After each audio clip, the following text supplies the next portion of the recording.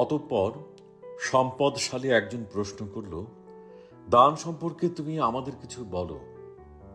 এবং সে বলল, তোমার যা আছে সেখান থেকে যা দাও সে সামান্যই দান।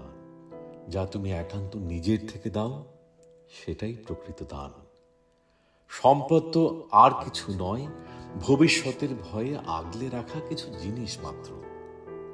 আর ভবিষ্যৎ, পুণ্য শহরের দিকে তীর্থযাত্রীদের পিছু পিছু চলা অতি সতর্ক যে কুকুর দিক চিহ্নহীন মরুবালিতে হাড় পুঁতে রাখে, ভবিষ্যৎ তাকে আর কি বা দেবে?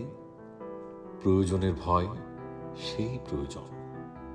কূপ কানায় কানায় পুণ্য থেকেও যে তৃষ্ণার ভয়ে ভীত, তার তৃষ্ণা তো কখনোই মিটবার নয়। কেউ কেউ আছে যারা তাদের অনেক থেকে সামান্যই দান করে। তারা দান করে খ্যাতির লোভে, আর তাদের এই গোপন বাসনা তাদের দানকে করে তোলে কলুষিত। আর কেউ কেউ তাদের সামান্য থেকেই সব দিয়ে দেয়। তারা জীবন আর জীবনের বদান্যতে বিশ্বাসী। তাদের ভাণ্ডার শূন্য হয় না কখনোই। কেউ আছে যারা আনন্দের সাথে দান করে, আর সে আনন্দই তাদের পুরস্কার।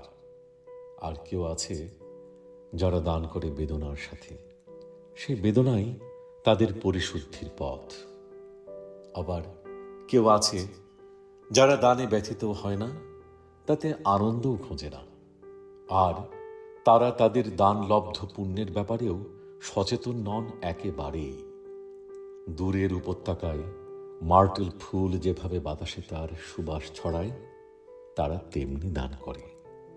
এমন মানুষের হাত দিয়েই বিধাতা কথা বলেন, এমন মানুষের চোখ দিয়েই বিধাতা ধরিত্রীর বুকে তার হাসি ছড়িয়ে দেন। দান প্রার্থীকে দেয়া উত্তম, কিন্তু তার চেয়েও মহত্তর অযাচিত দান। আর উদার হস্ত যে জন, তার কাছে নেবার মানুষ খুঁজে পাওয়ার আনন্দ তার দান কর্মের চেয়ে অনেক বেশি।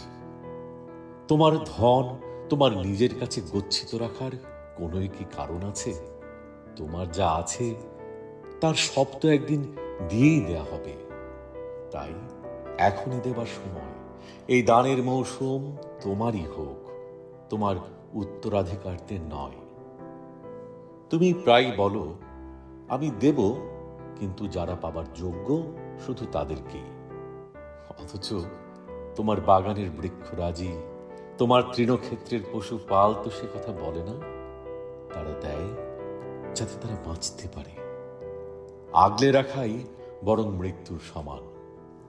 যারা ঈশ্বরের দিন আর রাত্রির আশীর্বাদ পাবার যোগ্য, তারা তোমার কাছ থেকে আর সবই পাবার যোগ্য।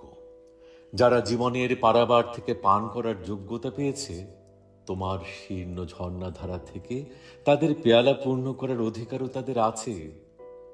আর দাক্ষিণ্য নয়, গ্রহণ করার সাহস ও বিশ্বাসের ভিতরে যে শুষ্কতা আছে, তার কাছে মহান মরুভূমির শুষ্কতাও তুচ্ছ। আর তুমি কে যে তোমার সামনে মানুষ তাদের বক্ষ চিরে তাদের আত্মাভিমান উন্মোচন করবে? তুমি কে যে তোমার দান কর্মের জন্য তারা নিজেদের অন্তর অনাবৃত করে ধুলায় মিশিয়ে দেবে তাদের গর্ব? আগে তুমি দেবার যোগ্য হয়ে ওঠো দানের বাহন। কারণ আসলে জীবনই শুধু জীবনকে দিতে পারে। আর যে তুমি নিজেকে দাতা ভাবছ, সেই তুমি আসলে একজন সাক্ষী মাত্র। আর তোমরা যারা গ্রহীতা, তোমরা সবাই গ্রহীতা। কৃতজ্ঞতার কোনো ভার তোমরা নিজেদের উপরে নিও না। কারণ সেই ভার যেমন তোমাকে নুজ্জ করে, তেমনি প্রণত করে তোমার দাতাকেও। বরং দাতার সাথে তার উপহারের পাখায় ভর করে তোমরা একসাথে ভেসে ওঠো। কারণ ঋণের ব্যাপারে তোমার অতি সচেতনতা বুঝিয়ে দেয় দাতার ঔদার্যে তোমার অবিশ্বাসের কথা।